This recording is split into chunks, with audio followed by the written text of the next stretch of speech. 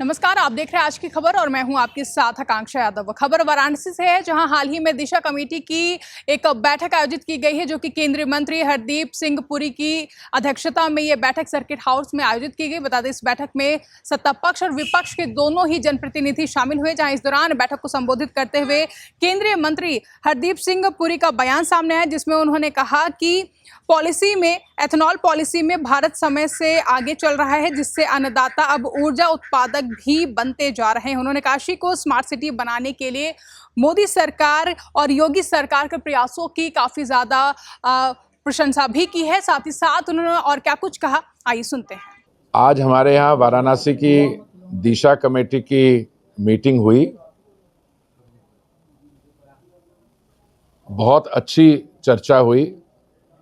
जो इसके लिए एजेंडा पेपर्स बनाए गए थे, कलेक्टर साहब ने जो सरकारी स्कीम्स हैं, परियोजनाएं हैं, उनका रिव्यू किया गया और उनकी रेट ऑफ इम्प्लीमेंटेशन पे चर्चा हुई।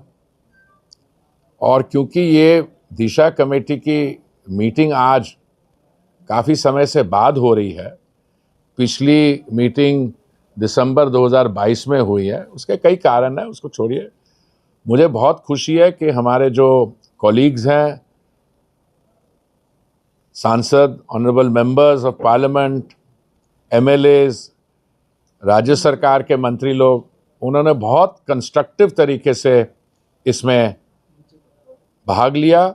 अरे खुशी है जीएसटी की जो रोल आउट हुई है, आप देखिए लोग कितने खुश हैं जीएसटी में। आप देखिए, माननीय प्रधानमंत्री जी जब संबोधित कर रहे थे देश को 15 अगस्त, उन्होंने बोला वो करने जा रहे हैं, और उसके बाद उन्होंने जीएसटी का रोल आउट कर भी दिया।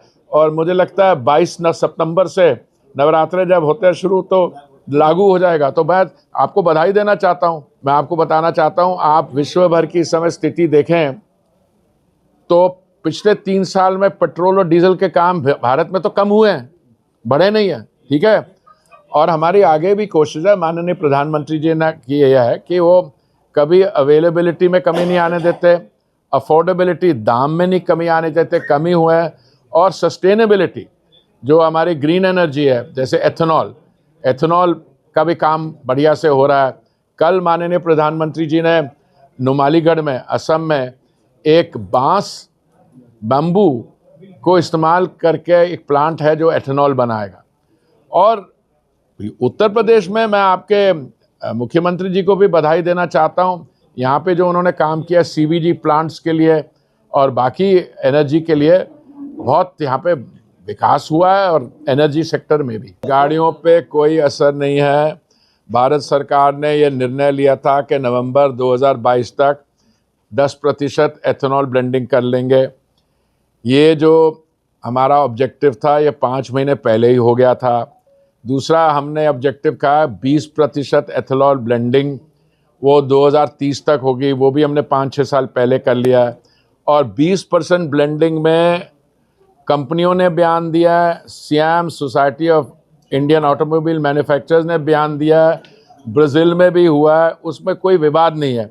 प्रॉब्लम कहाँ शुरू हुई है, कहीं कुछ स्टेटमेंट आ गई कि हम इससे आगे जाने वाले हैं, उसके जाने वाले पे जो होगा, अभी इसमें कोई निर्णय नहीं हुआ है। मैं आपको विश्वास दिलाना चाहता हूं, इसमें कोई कंट्रोवर्सी नहीं है।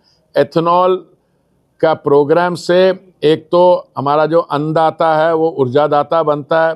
20% एथेनॉल ब्लेंडिंग के कारण हमने इंपोर्ट्स पे 1,40,000 करोड़ बचाया है, जिसमें 1,10,000 करोड़ वो दिया है, और एटमॉस्फेरिक पोल्यूशन भी कम हुई है।